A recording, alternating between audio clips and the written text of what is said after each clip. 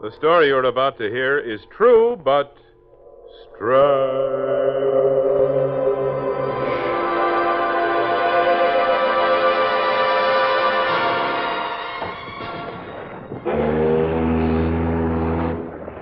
Marlene, honey, you're shivering. You don't tell me ship's whistles always do that to No, you. it's not that, Paul. Well, then what? After all, you're leaving home, you and your fiancé, you're heading for France, getting married by the ship's captain. Paul, no. But, honey... Paul, let's postpone it.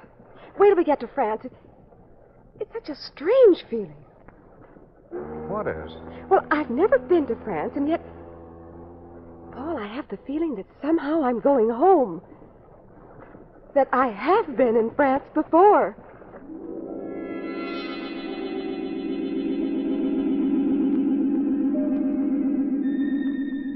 Strange. True stories of the supernatural. With your narrator, famous author, lecturer, and expert on strange and weird events, Walter Gibson. Thank you, Charles Woods. Marlene Channing had never in her life been to France.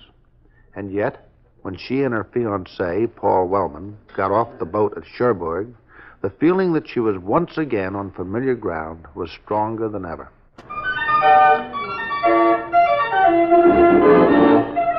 It was a feeling that grew as they took the boat train to Paris, that became even more positive as they left their hotel and had aperitifs in an old sidewalk cafe. Hey, Marlene, honey, snap out of it. You got that faraway look in your eye again. Not far away, Paul. Just the opposite. Just the opposite. Well, Never mind, dear. Marlene, look at me. Now, Paul, I am looking at No, you. I mean, really. You know, you haven't really looked at me since... Well, since that boat whistle went off back in New York. Now, Paul, if you're going to talk about getting married... Well, what else? That's what we're going to do, isn't it? We're going to get married the first night out by the ship's captain, and then you get some peculiar idea, and here we are in Paris already and still not married. Don't you love me, honey? Paul, you know I do. Well, then what? Look, baby, in addition to all the obvious comments, this is expensive. Expensive? Well, sure. Separate staterooms, separate rooms at the hotel. Two can live as cheaply as one, Marlene, but not this way. Paul, I don't know what to say. Well, neither do I. It's just that It's as if I'm waiting for something. Wait. For what? Not something exactly. Someone. A man. Paul, it doesn't make sense. I seem to know him and respect him, but I don't love him. But I have to meet him. I have to meet him before we can get married.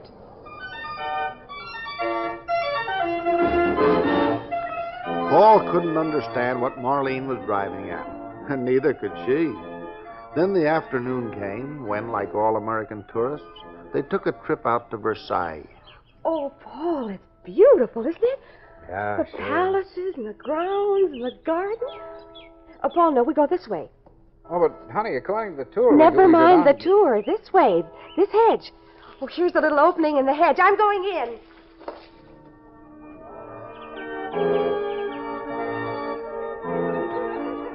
Bonsoir, mademoiselle. Oh, Welcome to the Trianon, mademoiselle. it's not a masquerade, is it? A masquerade, mademoiselle? Well, all these people in period costumes. But most assuredly not. And it's not Louis XIV, is it? My dear young lady, the good Louis XIV has been dead for some time. This is the time of Louis XVI. The time of laughter. Everybody laughs. But not you, monsieur? No, mademoiselle, I do not. For what is there to be gay about? If one looks beyond the wall of this garden, if one looks beyond the ramparts of France across the ocean... Mademoiselle, you stare at me. You look so familiar. As if I've seen you before. I'm sure I've seen you before. But where? Where?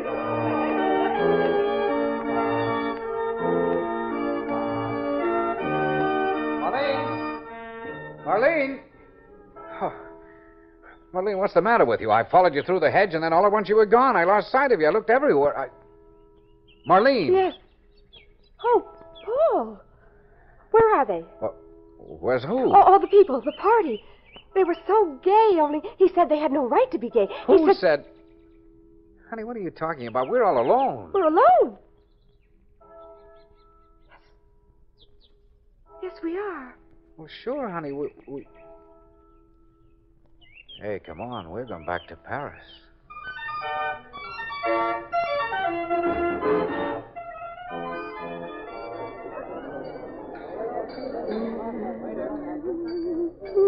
Come on, hon. You're not drinking your cocktail.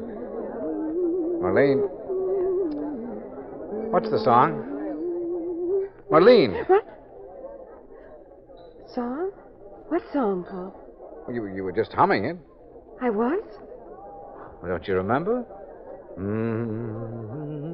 Oh, yes, it does sound familiar. I never heard it before, and I know you pretty well.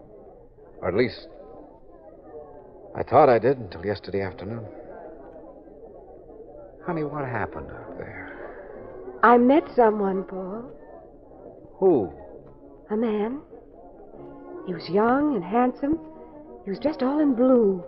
A blue coat edged with gold. Lace ruffles at his sleeves and neck. Sounds like a dream. Oh, now, Paul. Oh, honey, you know what I mean. I mean, you're imagining something. After all, this is the 20th century, not the 18th. But, Paul, it seems so real. It's this country, or maybe it's the water or something. We're not accustomed to it. It makes you ill. You can imagine anything. I didn't imagine him. Now, baby, He was real as you are, and I'd seen him before. I know I have. Oh, sure, that's great. You meet somebody back in the 18th century, and you're sure you've seen him before. When? In some former existence, maybe? No, Paul, that's the strange part. When I say before, I mean recently. I mean in my own life. Oh, fine. You're scrambling time for sure, aren't you? Look, honey, you've got to get over this. No. Yes. We may not be married, but I'm still responsible for But you. there was something he wanted to talk over with me. What? There was. I can feel it. Some big decision he had to make. You better let me feel your forehead. Marlene, you've got a fever. Oh, I haven't. I'm still excited. say you got a fever. Come on, you're going back to the hotel. You're going to rest.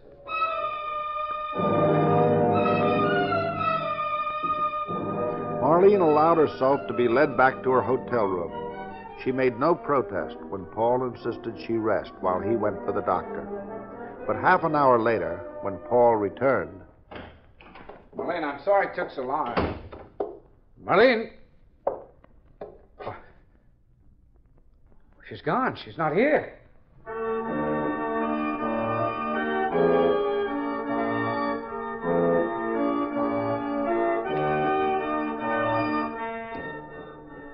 Mademoiselle, you have come back. Yes, I have. And I'm most grateful. I felt I had to see you again. And I to speak with you. You are not French, no? No, I am not. I trust you are not one of the accursed British? No, I'm American. American? What is this? Oh, the colonies, no. That is where you're from, across the ocean. Yes, from across the ocean.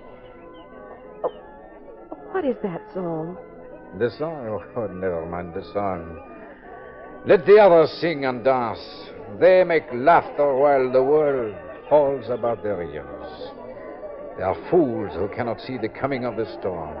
Where? But everywhere, mademoiselle. Here in France itself, perhaps.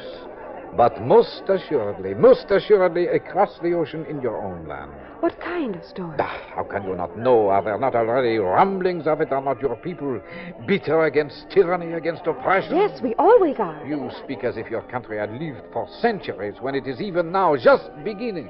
Just beginning? Mademoiselle, a question. Why should I stay here to lead this empty life? Why should I not go to your country and fight for freedom?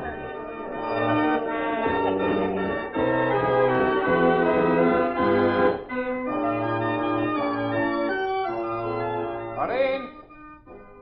Marlene! Oh, Paul. Oh, there you are, honey.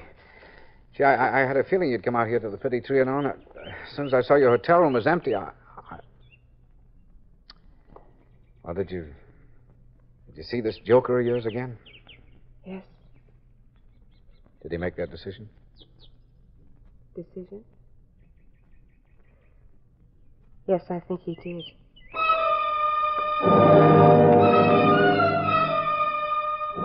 It was the next day. Marlene and Paul were back in Paris. Paul had left Marlene at the hotel while he went out to get a visa for them to visit Switzerland. It was a hot day, and passing a small museum, he heard music. It was the same music he had heard Marlene hum. He went in and spoke to the curator, a young lady.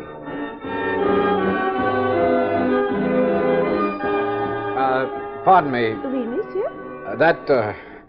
That song they're playing, is that a new song? New? In one sense, oui, monsieur.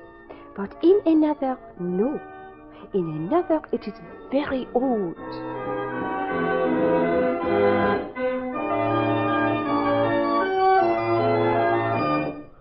Paul listened while the curator talked, then went back to the hotel, taking with him a small picture. Marlene was asleep, but she awakened as she heard.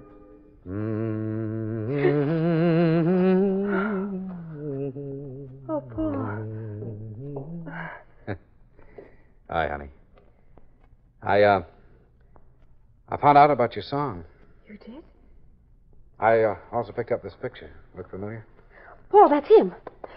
It's the man in the Petit Trianon. Who is he? The song is from 1775, Marlene. But it's just been found. Just been found. Yeah, it was forgotten for centuries until a copy of it came to light just a week ago. But, Paul, I heard it. Yeah. I guess, honey, that you must have gone back in time. You went back to 1775 and heard it. And maybe you even helped influence the guy in this picture. Influence him? To do what he did. You see, Marlene, that was his favorite song. And you're right, he looked familiar. We've seen his picture in history books. Whose picture? The Marquis de Lafayette.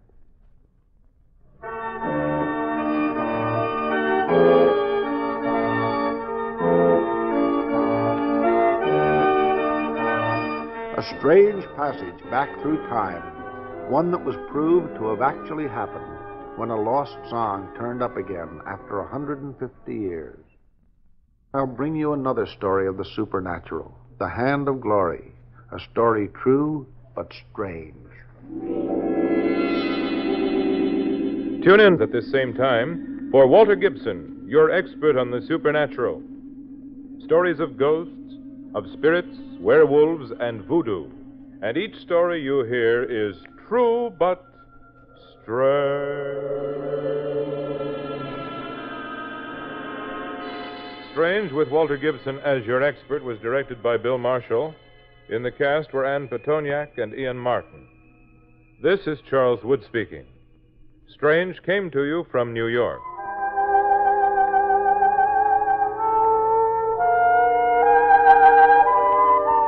Strange has come to you through the worldwide facilities of the United States Armed Forces Radio and Television Service.